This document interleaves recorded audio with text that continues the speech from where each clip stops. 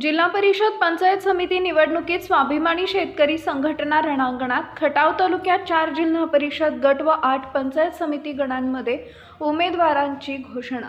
शेतकरी, कामगार व कष्टकरी यांच्या हक्कासाठी सातत्याने संघर्ष करणारी स्वाभिमानी शेतकरी संघटना आता आगामी जिल्हा परिषद व पंचायत समिती निवडणुकीत ताकदीने उतरली आहे।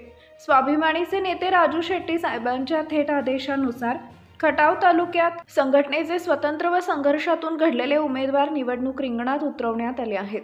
खटाव तालुक्यातील 4 जिल्हा परिषद गट व 8 पंचायत समिती गणांमध्ये स्वाभिमानी शेतकरी संघटना निवडणूक लढवणार असून या संदर्भात वडूज येथील स्वाभिमानी कार्यालयात पार पडलेल्या बैठकीत उमेदवारांची अधिकृत घोषणा करण्यात आली। उमेदवारांची घोषणा अशी: कातरखटाव जिल्हा परिषद गट अनिल पवार, मायनी जिल्हा परिषद गट अनिल कचरे, निमसोड जिल्हा परिषद गट सूर्यभान जाधव, कलेढोण पंचायत समिती गण प्रवीण उर्फ बंडा पाटील, निमसोड पंचायत समिती गण हर्षली अमोल मोरे, सिद्धेश्वर कुरोली पंचायत समिती गण Tanaji Deshmukh.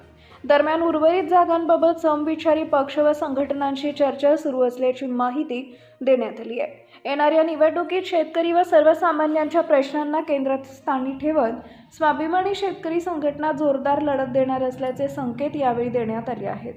Bureau report, DSP news live. सर्वसामान्यांना न्याय मिळवून देणारे हक्काचे चॅनल DSP न्यूज लाईव्ह।